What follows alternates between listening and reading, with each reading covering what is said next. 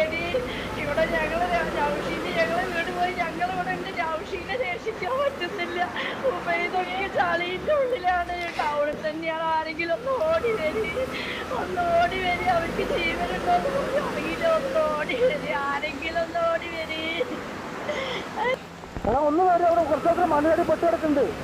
വരുന്നവരൊന്ന് വരടാ. ഈ ബസ്റ്റപ്പിന്റെ മുകളിൽ കുറച്ചൊക്കെ മണ്ണിനടി പെട്ട് കിടക്കുന്നു. ഒന്ന് രക്ഷപ്പെടുന്ന വരി, വരുന്നവരെ വരി. ഈ ചൂരൽമലയിൽ വലിയ ദുരന്തം ഉണ്ടായിരിക്കുന്നത്. ഒരുപാട് ആൾ മണ്ണിനടിയിൽ കുടുങ്ങി കിടക്കുന്നുണ്ട്. പല ഫോൺ കോളും ഒന്ന് രക്ഷപ്പെടുത്തു എന്ന് പറഞ്ഞ് വരുന്നുണ്ട്.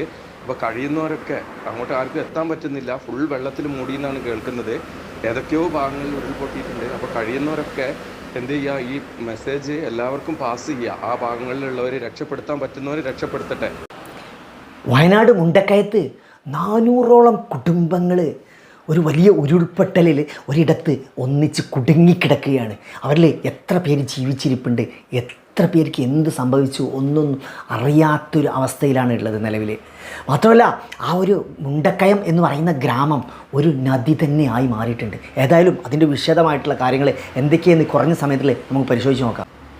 വയനാട് മേപ്പാടി മുണ്ടക്കയം എന്ന് പറയുന്ന സ്ഥലത്ത് അതിഭീകരമായ ഒരു ലാൻഡ് സ്ലൈഡിങ് ഉണ്ടായി. ആ ലാൻഡ് സ്ലൈഡിങ്ങിൻ്റെ ഒരു ഭീകരത എത്രമാത്രം എന്ന് ഇപ്പോഴും അറിയാൻ കഴിഞ്ഞിട്ടില്ല. അത്രയും ഭീകരമാണ്. അതിനുശേഷം വീണ്ടും രണ്ടാമതൊരു ലാൻഡ് സ്ലൈഡിങ് ഉണ്ടായി. അതേസമയം പിന്നീട് 4 മണിക്ക് വീണ്ടും ഒരു ലാൻഡ് സ്ലൈഡിങ് ഉണ്ടായി. പക്ഷേ ഈ ഒരു ലാൻഡ് സ്ലൈഡിങ് ഉണ്ടായ ഈ മുണ്ടക്കയം എന്ന് പറയുന്ന പ്രദേശത്ത് ഒരു അവസ്ഥ എന്ന് പറയുന്നത്, ആ ഒരു മുണ്ടക്കയം ഗ്രാമം തന്നെ ഒലിച്ചുപോയി എന്നാണ് അറിയാൻ കഴിഞ്ഞത്. അത്രയ്ക്ക് ശക്തമായിരുന്നു ലാൻഡ് സ്ലൈഡിങ്. മാത്രമല്ല ഏകദേശം 400ഓളം കുടുംബങ്ങൾ അവിടെ ജീവിച്ചിട്ടുണ്ടായിരുന്നു. ആ 400ഓളം കുടുംബങ്ങൾ അവിടെ ജീവിക്കുന്നുണ്ടായിരുന്ന ആ പ്രദേശത്ത് അവിടെ കുടുങ്ങിക്കിടക്കുകയാണ്. ഏകദേശം 100ഓളം പേരെ കാണാനില്ല എന്നും പറയപ്പെടുന്നു. ഏകദേശം ഇപ്പം നിലവിൽ ഒരു 50 ആളുകളോളം മരണം സ്ഥിരീകരിച്ചിട്ടുണ്ട്. അതിനിടയ്ക്കൊക്കെ മലപ്പുറം പോത്തുകല്ല്, കോഴിക്കോട് ചാലിയാർ പുഴ ഇവിടങ്ങളിലൊക്കെ ഡെഡ് ബോഡികൾ വന്നുകൊണ്ടിരുന്നു. ശവശരീരങ്ങൾ ഇങ്ങനെ വന്നുകൊണ്ടിരുന്നു. യഥാർത്ഥത്തിൽ എന്താണ് സംഭവിച്ചതെന്ന് ആർക്കും ഒരു എത്തും പിടിയും കിട്ടുന്നില്ലായിരുന്നു. പിന്നീട് രാവിലെ എണീറ്റപ്പോഴാണ് ഇതൊരു ഭീകരമായ ലാൻഡ് സ്ലൈഡിംഗ് ആണ് നടന്നിട്ടുള്ളത് എന്ന്. നമ്മൾ എപ്പോഴും അർജുൻ്റെ ആ ഒരു ശിരൂരിലെ ലാൻഡ് സ്ലൈഡിങ്ങിൻ്റെ ഞെട്ടലിൽ നിന്ന് നമ്മൾ മാറിയിട്ടില്ല. ഈ ഒരു സമയത്താണ് ഇത്തരം ഒരു ലാൻഡ് സ്ലൈഡിങ് വന്നത്. ഏറ്റവും വലിയ ഭീകരത എന്താണെന്ന് ചോദിച്ചാൽ, ഈ ഒരു സമയത്ത് ആ ഒരു 400ഓളം കുടുംബങ്ങൾ അവിടെ കുടുങ്ങിക്കിടക്കുന്നുണ്ട്. അത് നിലവിൽ അതിൽ ചിലർ ഏതൊരവസ്ഥയിലാണ് എന്നൊന്നും നമുക്ക് പ്രെഡിക്റ്റ് ചെയ്യാൻ പറ്റില്ല. പക്ഷേ വളരെ അപകടകരമായ ഒരു അവസ്ഥയിൽ തന്നെയായിരുന്നു ഉള്ളത്. അപ്പോൾ അതുമായി സംബന്ധിച്ചിട്ട് ആ ഒരു സംഭവിച്ച സ്പോട്ട് ടൈമിൽ ഒരു ഓഡിയോ ഉണ്ടായിരുന്നു. ആ ഒരു ഇതിൻ്റെ തീവ്രത എന്തുമാത്രമുണ്ട് അതൊന്നും ഞാനിവിടെ കാണിക്കാം.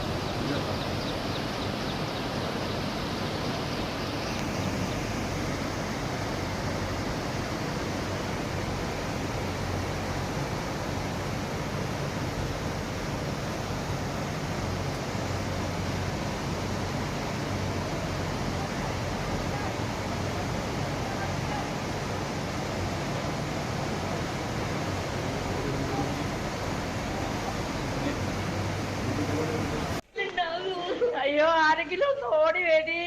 ഇവിടെ ഞങ്ങള് നൗഷീന് ഞങ്ങളെ വീട് പോയി ഞങ്ങളിവിടെ ഉണ്ട്. നൗഷീനെ രക്ഷിക്കാൻ പറ്റുന്നില്ല.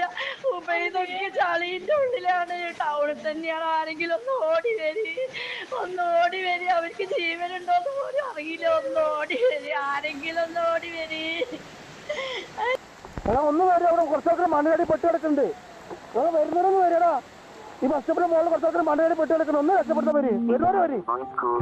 ഈ ചൂരൽമലയിൽ വലിയ ദുരന്തം ഉണ്ടായിരിക്കുന്നത്. ഒരുപാട് ആൾ മണ്ണിനടിയിൽ കുടുങ്ങി കിടക്കുന്നുണ്ട്. പല ഫോൺ കോളും ഒന്ന് രക്ഷപ്പെടുത്തു എന്ന് പറഞ്ഞ് വരുന്നുണ്ട്.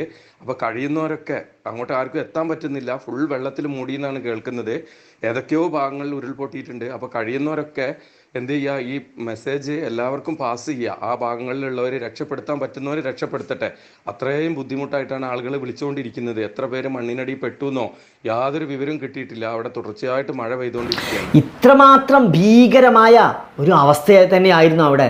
പിന്നീട് രാത്രിയിലൊന്നും ഈ റെസ്ക്യൂ അത്രമാത്രം അവിടെ ഉണ്ടായിരുന്ന ആളുകൾ എന്ത് ചെയ്യണമെന്നറിയാതെ നിരന്തരം ഫോൺ വിളിച്ചുകൊണ്ടിരിക്കുന്നുണ്ട് പലരെയും. പക്ഷേ എന്താണ് സംഭവിച്ചത് എന്നും എന്താണ് ഈ രാത്രി ഈ ഒരു അതും ഒരു 4 മണി 3 മണി സമയത്തൊന്നും ആ പ്രദേശവാസികൾക്കൊന്നും എന്താണ് സംഭവിച്ചതെന്നും ഒരു ഐഡിയ കിട്ടുന്നുണ്ടാകുന്നില്ല. പലരെയും അവർ ഫോൺ വിളിക്കുന്നുണ്ട്, എന്താണ് ഇവിടെ സംഭവിച്ചത് എന്നോ ഒരു ഐഡിയയും ഇല്ല. യഥാർത്ഥത്തിൽ അവിടുന്ന് ഈ ഒരു 400 കുടുംബത്തിന്, അവിടുന്ന് 400ഓളം വരുന്ന ആ കുടുംബത്തിന് നേരെ ഇങ്ങോട്ട് ഈ മുണ്ടക്കയത്തിൽ നിന്ന് ഓപ്പോസിറ്റ് മുറിച്ച് കിടക്കുന്നതിന് ഒരു പാലമുണ്ടായിരുന്നു. രാവിലെ എണീറ്റ സമയത്താണ് ഈ പാലം പോലും ഇല്ലാതെയായിട്ട് ആ ഗ്രാമം ഒരു നദിയായി മാറിയിട്ടുണ്ട്. അപ്പോൾ അതാണ് യഥാർത്ഥത്തിൽ പിന്നീടാണ് ഇവർ രാവിലെ പുലർച്ചെയാണ് ഈ കാര്യങ്ങളൊക്കെ സത്യം ലോകം അറിയുന്നത്. ഇങ്ങനെയൊക്കെയാണ്. മുന്നേ കവളപ്പാറ ഒരു വലിയ ലാൻഡ് സ്ലൈഡിങ് ഉണ്ടായത് അറിയാം. പക്ഷേ അതിൻ്റെയൊക്കെ എത്രയോ ഒരു ദേശീയ ദുരന്തമായിട്ട് തന്നെ ഇതിനെ പ്രഖ്യാപിച്ചിട്ടുണ്ട്. അപ്പം നിലവിൽ ഇപ്പം നിൽക്കാത്ത മഴ പെയ്തുകൊണ്ടിരിക്കുകയാണ്.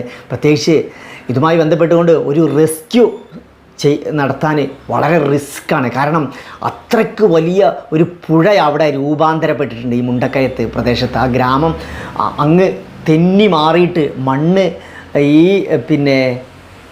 ചൂരൽ മലയിൽ നിന്നാണ് ഈ മണ്ണ് വന്നിട്ടുണ്ടായിരുന്നത്. ചൂരൽ മലയിൽ നിന്ന് ഈ മണ്ണ് വന്നിട്ട് നേരെ ഈ ഒരു മുണ്ടക്കയത്തേക്ക് പ്രവേശിക്കുകയും അങ്ങനെ ആണ് പിന്നീട് അവിടെ മൊത്തത്തിൽ ആ ഗ്രാമം ഒരു വലിയ നദിയായി മാറുകയുണ്ടായി.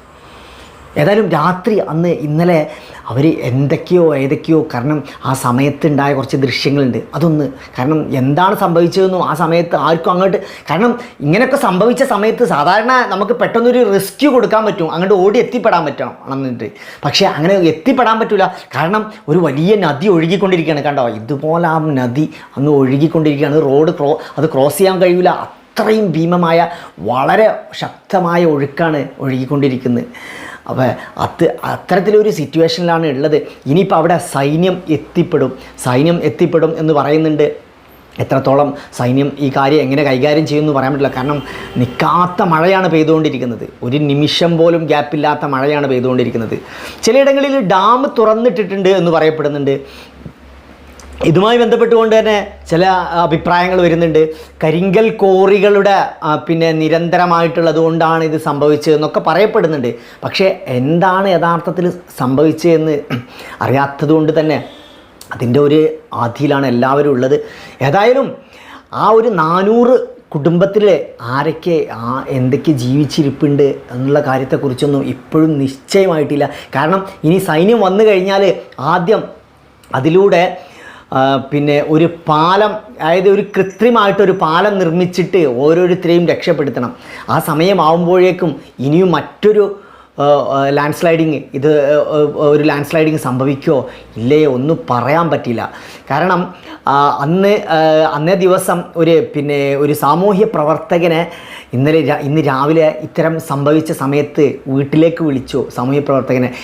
നമുക്ക് അതിന് പെട്ടെന്ന് ഇത് കാര്യങ്ങൾ ചെയ്യണമെന്ന് പറഞ്ഞപ്പോൾ യഥാർത്ഥത്തിൽ ആ സാമൂഹ്യ പ്രവർത്തകനും അതിൽ കുടുങ്ങിപ്പോയിട്ടുണ്ടായിരുന്നു. വളരെ ഭീകരമാണ് അവസ്ഥ. നമ്മൾ ചിന്തിക്കുന്നതിലും എത്രയോ അപ്പുറത്താണ്. ഒരു ഗ്രാമം തന്നെ നദിയായി മാറി എന്ന് പറയുമ്പോഴേ, അതും ആ ചൂരൽ മലയിൽ നിന്ന് ഒഴുകി വന്ന് ഒരു ഗ്രാമം തന്നെ നദിയായി മാറി എന്ന് പറയുമ്പോൾ എത്രമാത്രം ഇതാണ്. അതേപോലെ തന്നെ ഈ ഒരു സാമൂഹ്യ പ്രവർത്തകൻ്റെ അതിനൊരു കടയുണ്ടായിരുന്നു. ആ കട ഒരു അകലെ നിന്ന് ഒരു കല്ല് വന്നിട്ട് ഒന്നിച്ച് തമർന്നു പോയി.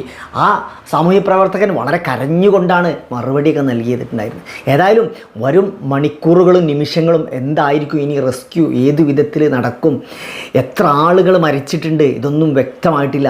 ഇനി ഒരുപാട് കാര്യങ്ങൾ അതുമായി സംബന്ധിച്ച് മുഖ്യമന്ത്രിയും ഇവരൊക്കെ പത്രസമ്മേളനങ്ങളും കാര്യങ്ങളൊക്കെ കൂടിയിട്ടുണ്ടായിരുന്നു. ഇനി എന്താണ് വരും തീരുമാനങ്ങളൊന്നും അറിയില്ല. പ്രധാനമന്ത്രി അതേപോലെ എല്ലാവരും ഇടപെട്ട് കാര്യങ്ങൾ ചെയ്യുന്നുണ്ട്. കാരണം നമ്മൾ കേരളത്തിലായതുകൊണ്ട് തന്നെ എങ്ങനെ ആയാലും ഇന്ന് ഒരു ദിവസം ഇത് തന്നെ 4 മണിക്ക് ആവുമ്പോഴാണ് വ്യക്തമായിട്ടുള്ള ധാരണ എത്തിപ്പെടുമെന്ന് പറയുന്നുണ്ട്. പക്ഷേ എന്നാൽ തന്നെ വളരെ പെർഫെക്റ്റ് ആയിട്ട് കാര്യങ്ങൾ ആളുകൾ ചെയ്യാൻ ശ്രമിക്കുന്നുണ്ട്. സ്വന്തം ജീവൻ പോലും ബലിയർപ്പിച്ചുകൊണ്ട് ആളുകൾ റെസ്ക്യൂ ചെയ്തുകൊണ്ടിരിക്കുന്നുണ്ട്. ഇപ്പോൾ നമ്മളെ ഗവൺമെൻറ് ഓർഡർ ആരും ഇപ്പോൾ റെസ്ക്യൂ ആയിട്ട് ഇപ്പോൾ ആ പ്രദേശത്തേക്ക് പോകരുത് എന്നാണ് പറഞ്ഞത്. കാരണം അത്രമാത്രം കുത്തൊഴുക്കാണ് നദിയിലുള്ളത്. പലയിടങ്ങളിലും ശവശരീരങ്ങളൊക്കെ ആയിട്ട് ഇങ്ങനെ കാണുകയാണല്ലോ, പലയിടങ്ങളിലും വന്ന് വീഴുന്നു. ആ സമയത്താണ് രാവിലെയാണ് പ്രദേശവാസികളായിട്ടുള്ള മറ്റ് ഡിസ്ട്രിക്റ്റിലുള്ള ആളുകളൊക്കെ കാര്യങ്ങൾ അറിയുന്നത്. അപ്പോൾ ഓക്കെ, ഏതായാലും വരും മണിക്കൂറുകളും നിമിഷങ്ങളും വളരെ വിലപ്പെട്ടതാണ്. എന്ത് സംഭവിക്കും നമുക്ക് നോക്കാം. അപ്പോൾ പുതിയ മറ്റൊരു വീഡിയോസുമായി വീണ്ടും